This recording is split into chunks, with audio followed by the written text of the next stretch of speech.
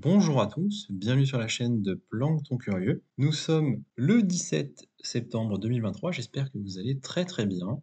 On va se faire la revue hebdomadaire des cryptos, hein, donc tous les projets que je suis et à peu près mon avis sur le graphique, comment ça se passe. Donc tout ça en vue semaine, ce qu'on fait à chaque fois. C'est quand même la vidéo que j'essaye de tenir, vu que là je suis dans une période où c'est un peu plus compliqué de faire des vidéos. Je vous rappelle que quand même au niveau des actus, je propose sur le Twitter l'essentiel des actus de façon quotidienne où vous avez tous les jours une petite fiche comme celle-ci avec les différents éléments qui vont sembler être les plus importants. Ça peut servir.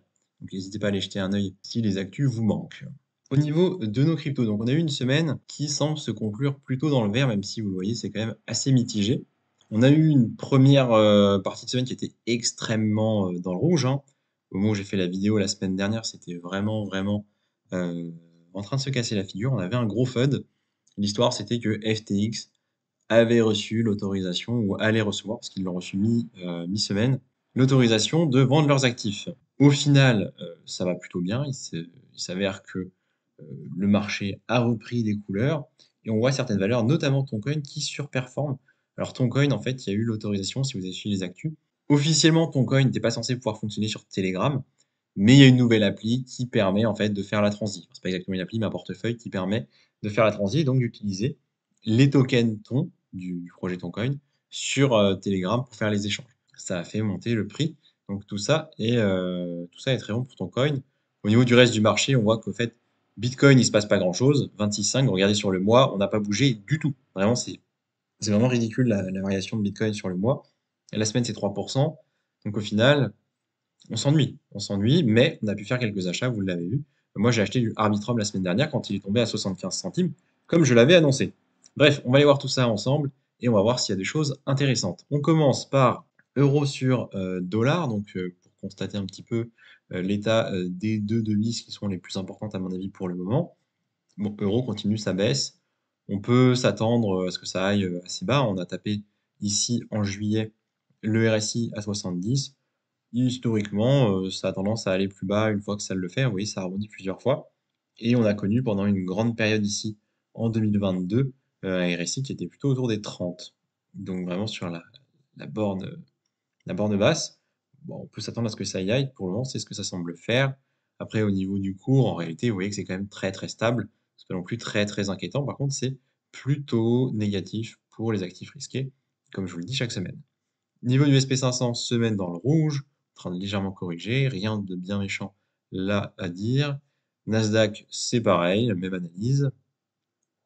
En Asie, on a ici pour la Chine une petite semaine dans le rouge, mais vraiment petite, hein, il s'est quasiment rien passé.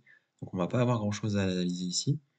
Et au niveau du CSI 300, ouais, c'est pareil, on est dans le rouge, c'est vraiment très tranquille. Il se passe pas grand-chose. Ah, intéressant, par contre, au Japon, le Nikkei, qui est en train de rebuter, vous voyez, sur son ATH, hein. ATH qui a été atteint en juin, une fois, deux fois, trois fois. Là, il y a eu une petite mèche en juillet, dernière semaine de juillet, et là, on y retourne à nouveau cette semaine. C'est assez impressionnant, c'est une belle performance, hein, quand on voit les autres indices qui sont complètement soit dans le rouge, soit plat. On a cette espèce de force au niveau du Nikkei. C'est agréable à voir. En tout cas, pour eux, tant mieux. Moi, personnellement, j'en ai pas. Mais ça, par contre, ça va à l'inverse de ce qu'on peut lire sur les autres indices. Bon, malheureusement, c'est pas forcément le Japon qui va driver les cryptos. Et donc, on se retrouve avec des cryptos qui sont plutôt dans le rouge. Ici, le bilan de la banque centrale, ou plutôt des banques centrales, on n'a rien à dire. On verra plus tard. Au niveau de la Bitcoin dominance, on voit que ça repart à la hausse sur le mois de septembre, hein. On a un léger rebond, donc Bitcoin qui drive un peu plus. Mais on l'a vu, la volatilité est quand même très faible, hein, pour le moment. Et au niveau d'Ethereum sur Bitcoin, c'est tout à fait logique, on continue à baisser. Moi, j'attends à ce qu'on aille bien plus bas, vous le voyez ici. On a fait les principaux indicateurs que je surveille. On va regarder maintenant les cryptos. Donc Bitcoin, on l'a vu, des variations très faibles sur le mois. Ça se confirme, hein, même si on a une semaine qui est légèrement dans le vert, il se passe rien. Il se passe rien du tout. Et donc, s'il se passe rien, bah moi je ne fais rien. Donc on va pas tergiverser. Ethereum, même histoire, c'est vraiment très similaire. Donc pour le moment, ça m'intéresse pas. Ça m'intéresse pas, j'en achèterai plus bas ou je vendrai plus haut. Matic, toujours sur les 50 centimes. C'est un très beau cours, hein, pour acheter du Matic. Moi j'apprécie, j'en ai eu à 55 comme vous le savez. Donc je vais attendre un petit peu. on est toujours bien. RSI qui se stabilise au 32. Pour le moment, on va pas trop s'y intéresser. En tout cas, en ce qui me concerne, pour le moment, c'est parce que c'est pas intéressant pour moi. J'attends qu'il aille plus bas, j'en ai déjà. Au niveau de Fantôme, il est dans une zone que je trouve intéressante, mais c'est vraiment comme hier. Comme hier, comme la semaine dernière, on n'a pas grand-chose de plus à se dire. Donc, j'en ai pas acheté la semaine dernière parce que j'attends de voir s'il va pas aller plus bas.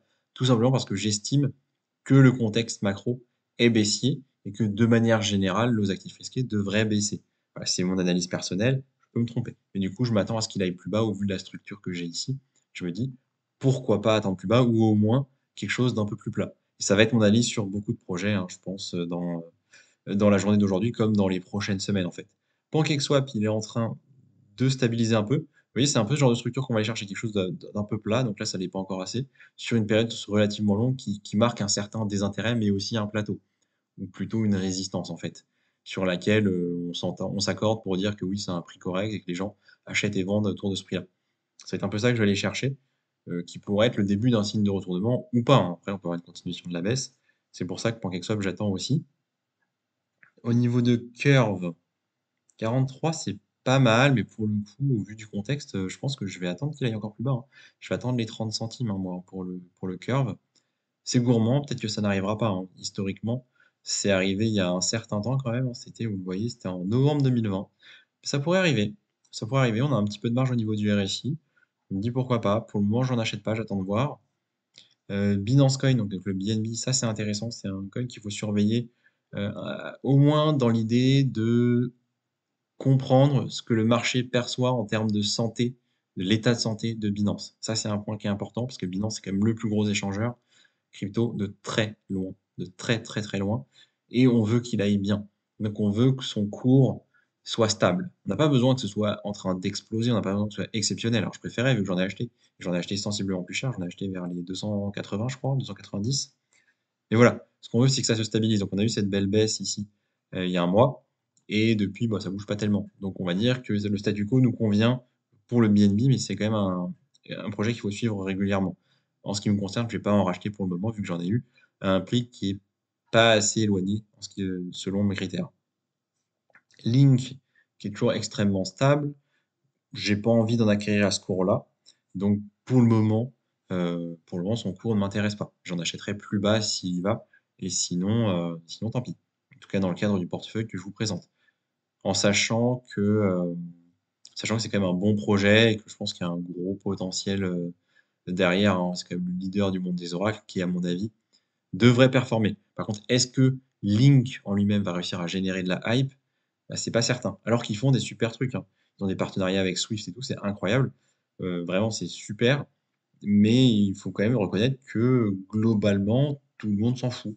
Il y a très peu de volume, je pense. Là, on est sur des volumes qui sont assez bas. Il y a peu de volatilité, hein, peu d'activité sur Link pour le moment. Après, il y a des chances que, vu la qualité du projet, ils reviennent sur le devant de la scène plus tard. Mais pour le moment, et en fait, quand je dis pour le moment, c'est depuis 1 an et demi, c'est un projet qui génère assez peu d'intérêt, hein. On peut le constater au niveau du prix. Stax, comme j'en avais acheté ici, je vais quand même attendre qu'il redescende encore plus, hein. Toujours dans mon idée qu'on est sur un scénario global baissier et qu'à 2, 3, 4 mois, on aura vraisemblablement des opportunités plus intéressantes que celles qu'on a maintenant. Donc je suis patient. Encore une fois, c'est ma vision de la chose, je peux me tromper. Litecoin, donc bah, ma déception, hein, ça vous le savez, j'en ai acheté à 97 et j'espérais que le halving le fasse vraiment performer. Ce ne fut pas le cas. Ce ne fut pas le cas, on est sur les 60 $. Je crois que je vous ai dit la semaine dernière que j'en achèterais plus bas que ça, et bah, je reste dans cette idée-là pour le moment. Pour le moment, j'ai pas très envie d'en acquérir.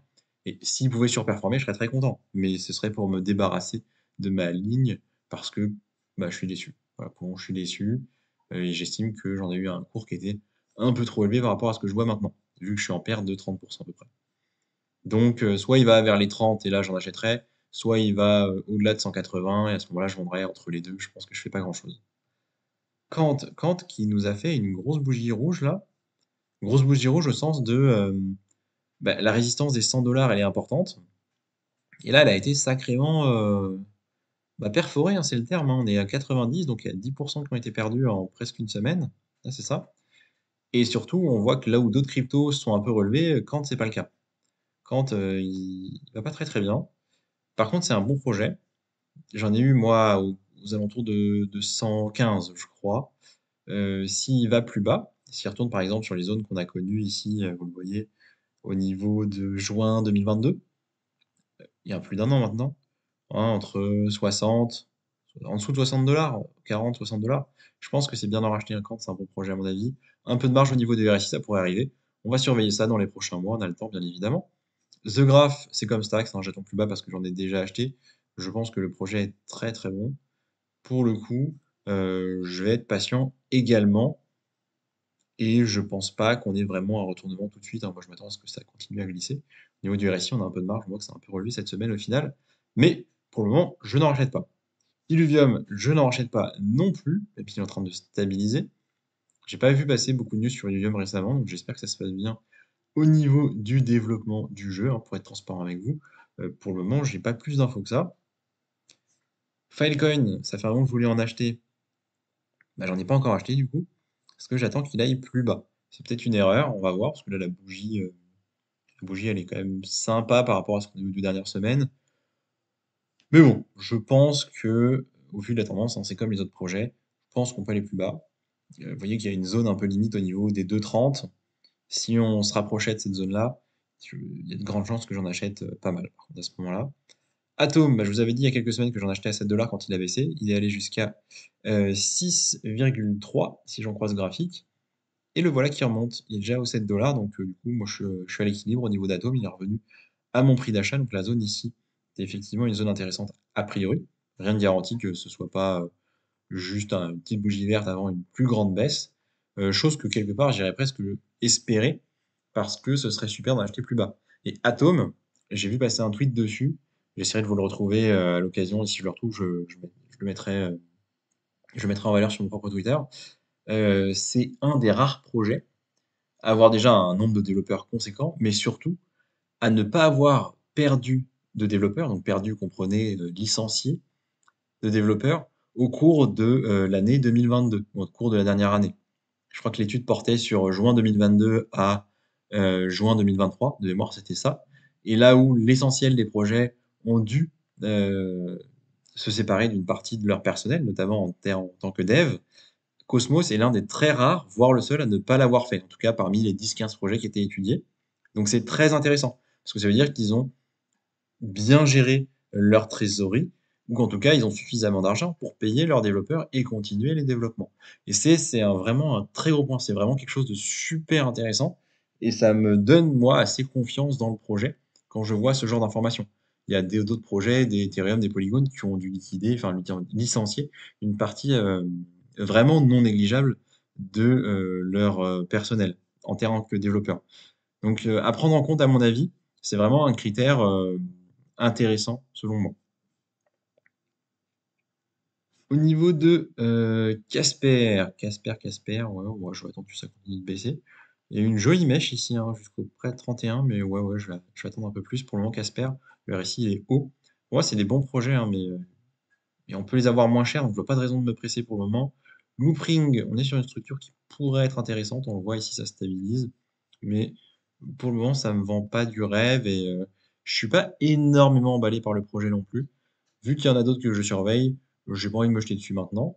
Dot 4,1, de mémoire, j'en ai eu à 4,2 il y a quelques semaines. Donc vraiment, j'ai rien à dire là. Soit ça va plus bas et j'en achèterai, soit ça va beaucoup plus haut et je vendrai. Mais on est loin des deux scénarios. Et donc pour le moment, je ne fais rien. Aiken Token, donc l'IA, moi, ma vision de la chose, c'est que ça doit continuer la correction qu'on voit ici, hein, qui a été entamée en juillet 2023. Donc, pour le moment, je n'en achète pas. Est-ce que c'est une erreur? Peut-être. On verra bien. Fetch, c'est un peu la même idée, sauf que là, on est sur une bougie rouge. Moi, j'attends qu'il aille plus bas. Fetch, sûrement un des projets quand même les plus intéressants, hein, dans le monde IA. Agix aussi, c'est pas mal, j'aime bien. Pour le moment, j'attends qu'il aille plus bas. On voit qu'on a fait une semaine extrêmement plate, hein, donc c'est ce que je vous disais déjà la semaine dernière, et certainement depuis un moment. Magic, j'attends qu'il aille plus bas également. Rocket Pool, le liquid staking, je vais attendre que ça aille plus bas aussi. même si c'est peut-être une erreur, mais enfin, on voit qu'on peut aller jusqu'aux 8 $, hein, c'est ce qu'on a connu en juin. La marge est quand même assez importante ici. Donc si on avait un scénario, un peu négatif, ça pourrait y retourner. Je suis pas pressé là-dessus. XRD qui corrige toujours, donc pour le moment, ça va pas m'intéresser. Enfin, ça va pas m'intéresser. Le prix actuel ne m'intéresse pas. Je souhaite acheter plus bas. Le RSI en plus, très élevé encore pour le moment. Render Token, j'aime bien. Ça fait 50 fois que je vous le dis qu'il est en tendance haussière. Et même si là il est un peu sorti, hein, il semble repartir à la hausse quand même sur les 2 dernières semaines. C'est un projet qui est quand même assez dynamique. J'espère à un moment avoir une jolie mèche qui aille vers les 1 $ pour en acheter vers ce prix-là. Ce serait agréable. Arbitrum, donc c'est le projet que j'ai acheté cette semaine pendant la baisse. Moi je vous avais dit Arbitrum 70 centimes, 80 centimes. J'ai mis un ordre à 75. C'est ce que je vous ai annoncé il y a déjà longtemps, assez longtemps. Eh bien, voilà, j'ai été, entre guillemets, «récompensé». Alors, je vais pas du tout me lancer des fleurs pour une prédiction ou quoi aux caisses, hein, c'est de la pure chance. Il aurait très bien pu aller à 70 $ et y rester, il aurait très bien pu s'arrêter à 76. Il s'avère qu'il est allé à 75, mais écoutez, tant mieux. Tant mieux, entre guillemets, j'ai eu raison, mais, ça veut rien dire. C'est juste, l'anticipation que moi j'ai faite. Peut-être qu'il va aller à 30, peut-être qu'il va aller à 20 centimes, j'en sais rien du tout. À ce moment-là, on verra, peut-être que j'en rachèterai. Mais pour le moment, j'en ai.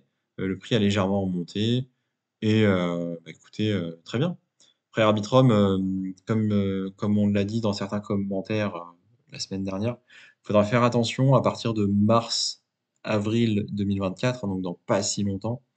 Il va y avoir, beaucoup de tokens libérés ou en tout cas libérables. Ce sera une chose à surveiller parce que beaucoup de liquidité qui va arriver à un moment donné et qui risque de faire baisser le prix du token tout simplement. Donc là, l'idée que j'ai, enfin l'espérance que j'ai, c'est qu'il se stabilise un peu autour des 70-80 et qu'il redécolle un peu. Dans l'idéal, qu'il retourne sur une valeur autour de 1,4, 1,5, ce serait vraiment top pour que je fasse mon petit x2, que je prenne mes bénéfices ou plutôt que je récupère ma mise initiale et que je sois, entre guillemets, sorti de la situation. Après, quoi qu'il fasse, disons que ça aura peu d'impact sur mon portefeuille, donc ce sera pas très important. Tao Bitensor qui nous fait une petite semaine dans le vert. Voilà, hein, on est allé descendu à 45, 46 et on remonte. Bon, j'en ai pas acheté. On m'a demandé si j'allais analyser le projet. Oui, tout à fait. Ça fait un moment que je dois le faire. Certainement que je le ferai sur un thread Twitter ou quelque chose du genre. Je vais voir une fiche, je vais voir comment je vais faire. Parce que pour le moment, j'ai pas tout à fait le temps de faire plus de vidéos, ça vous l'aurez compris. J'ai pas sorti beaucoup de vidéos sur les 2 dernières semaines vu que je n'en ai pas le temps. Donc évidemment, faire la vidéo sur Tao risque de prendre du temps, mais c'est vrai que ce serait bien d'avoir quand même une overview complète de ce qu'est le projet et que je donne mon avis dessus. Donc je vais essayer de le faire prochainement. Je peux pas donner de date parce que j'ai pas de certitude là tout de suite. Alors qu'est-ce qu'on a d'autre comme projet qui peuvent nous intéresser? Algorand, on va regarder rapidement. Algorand, il se passe rien. Chiliz, il se passe rien. Axis, quand même une petite bougie verte. C'est intéressant de voir qu'il y a un petit peu de réactivité. On est remonté au 5. Moi, je le veux beaucoup plus bas, Axis, hein, je m'en fiche. Et Epcoin, c'est quand même intéressant d'en parler, je vous ai dit, il n'y a pas si longtemps, hein. C'était ici. C'était ici, donc c'était il y a un mois, je vous ai dit, Epcoin, moi, c'est 1 $. Eh ben écoutez, l'escalier rouge, hein. L'escalier rouge, on y est presque. Ça va tellement vite et ça semble tellement pas s'arrêter que je me demande si c'est pas 50 centimes plus que 1 $. Mais honnêtement, j'envisage sérieusement d'acheter autour des 1 $ parce que, parce que je crois que l'entreprise derrière peut performer. Voilà, c'est pour ça. Après, au niveau de la tokenomique, oui, c'est dégueulasse. Oui, il y a des tokens qui sont ennemis. Et oui, ça ira certainement en dessous des 1 $ au vu de ce qui s'est passé sur le dernier mois et des anticipations que je fais, donc ma vision personnelle du marché. C'est-à-dire que si je pense que toutes les cryptos vont baisser sur les 3-4 prochains mois, Epcoin, il va pas s'arrêter à 1 $, il va certainement aller plus bas. Maintenant, c'est une vision qui est la mienne et je peux me tromper. Mais oui, il n'est pas du tout idiot de penser qu'on puisse trouver du Epcoin à 80 centimes, 70 centimes d'ici 2-3 mois. C'est tout à fait possible. Rien de certain. Ça peut être tout à fait l'inverse, mais c'est pas du tout impossible. et XRP qui nous fait rien du tout. Donc, on va pas en parler plus que ça. Voilà, on a fait le tour des projets que je suis. On m'a fait la remarque d'ailleurs en commentaire que beaucoup des projets sont des projets anciens. Et c'est vrai. C'est vrai, beaucoup des projets sont des projets anciens, tout simplement parce que beaucoup des projets que j'ai étudiés sont des projets du top 100. Et l'essentiel des projets du top 100 sont des projets qui ont plusieurs années, parce que ce sont les plus capitalisés, les plus connus, et du coup, ceux qui sont à comprendre en premier, à analyser en premier pour un petit peu essayer de voir ce qui se passe, hein, ce qui existe. Et une fois qu'on a bien compris ces projets du top 100, et vous voyez, je ne les ai pas encore tous faits, il m'en reste trois quatre à analyser. Une fois qu'on a compris ces projets-là, on peut aller essayer de comprendre quelles sont vraiment les problématiques, quels sont les besoins, qu'est-ce qui existe, qu'est-ce qui fonctionne, qu'est-ce qui n'existe pas encore. Et à ce moment-là, une fois qu'on a cette vision, ou en tout cas qu'on commence à la maîtriser un peu, on peut, en tout cas c'est ma façon de voir les choses, on peut aller voir d'autres projets plus récents, plus jeunes, plus risqués aussi, hein, du fait qu'ils sont plus jeunes, qui proposeraient des alternatives ou des possibilités d'amélioration intéressantes, ou tout simplement d'autres services. Donc oui, la liste de projets que je surveille pour le moment, c'est des «vieux projets» entre guillemets, c'est des projets top 100, pas que, hein. On a quand même du Arbitrum, Render Token et cetera qui sont quand même beaucoup plus récents, parce que ça me semble logique de commencer par ces projets-là. Donc voilà, c'est tout ce que je voulais vous dire pour, cette vidéo d'aujourd'hui, cette revue hebdomadaire. Je vous dis merci de m'avoir écouté, et merci d'avoir été présent sur ma dernière vidéo. C'est quand même agréable, sachant que, mon rythme a nettement baissé en production. Je vais faire plus de vidéos d'ici, quelques semaines. Voilà, très bon dimanche et à bientôt.